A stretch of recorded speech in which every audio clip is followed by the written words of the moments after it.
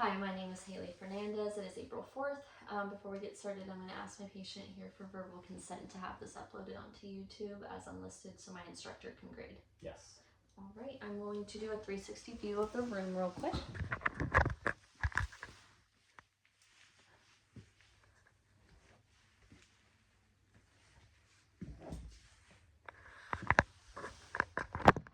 All right, and then before we get started, I'm just going to show my supplies here. I have my stethoscope as well as I have my ruler and my pen for later.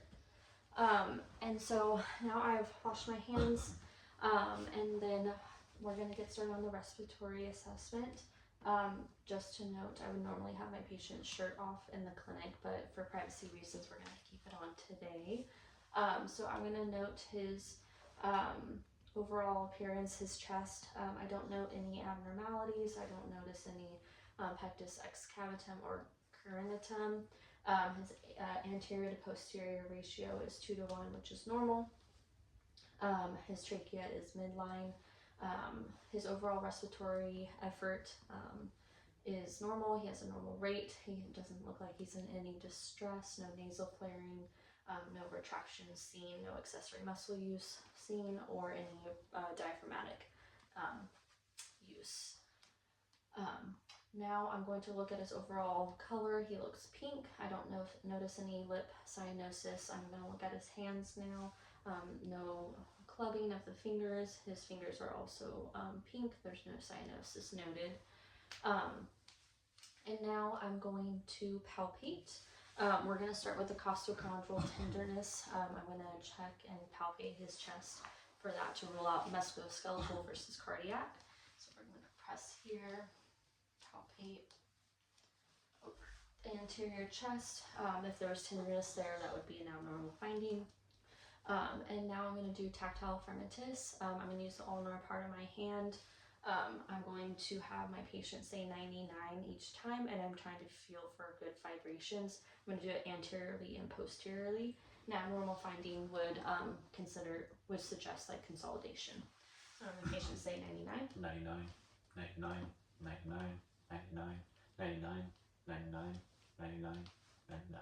All right, good vibrations heard over those lung fields. I'm going to have them turn there, and we're going to do the same thing with the tactile fremitus. 99, 99, 99, 99, 99, 99, 99, 99.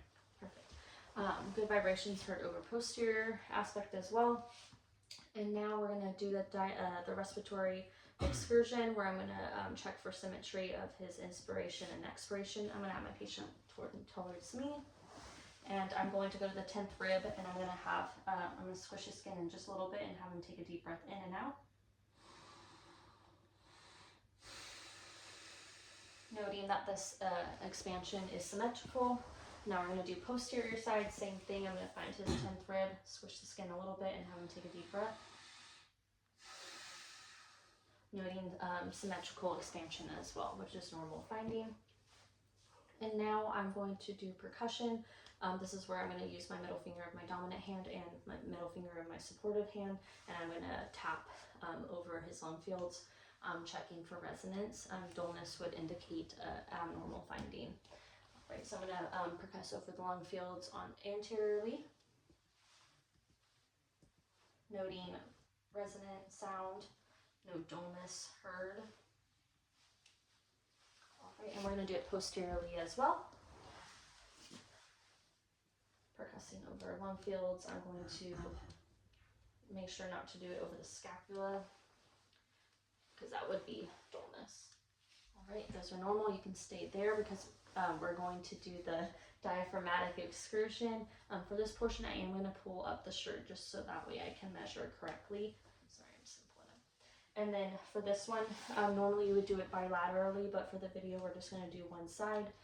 So I'm going to teach my patient what to do. I'm going to first have you, in a second, take a deep breath out, exhale, and then hold your breath, and then I'm going to note the area down here, percuss down, and then I'm going to have him inhale, hold his breath, and I'm going to percuss up, noting the measurement of the diaphragmatic exertion.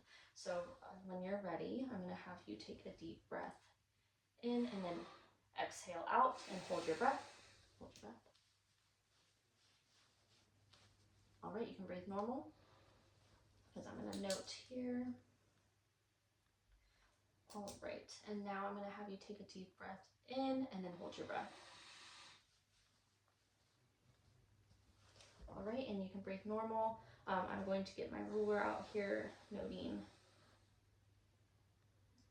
and it is 3 centimeters, which is normal finding. It's usually 3 to 5, which would be a normal diaphragmatic excursion. And now I'm going to move on to auscultation. I'm going to auscultate anteriorly and posteriorly over all lung fields and lateral fields. I'm going to have you kind of put your arms out like this. That way you can do the lateral part of your body. And I'm just going to have you take a deep breath in and out as soon as I put my stethoscope on. And I'm going to start with the apices and go in a ladder fashion. All right.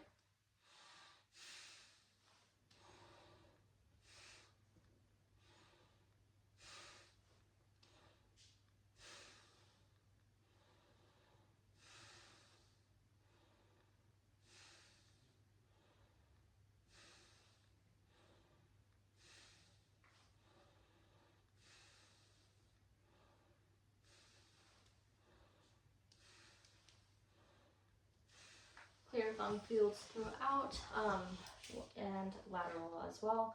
I'm going to have my patient turn slightly sideways because I'm going to do the same thing but on the back side, starting with the apices, going in a ladder fashion, and then going to the lateral fields and bases as well. I'm going to start here on the left side, apices.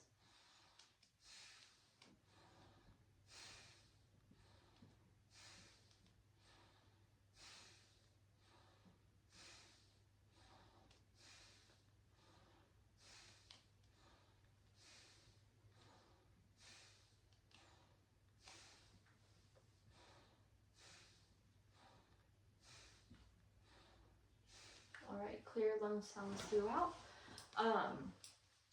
above and then also on the bases and lateral side of right and left.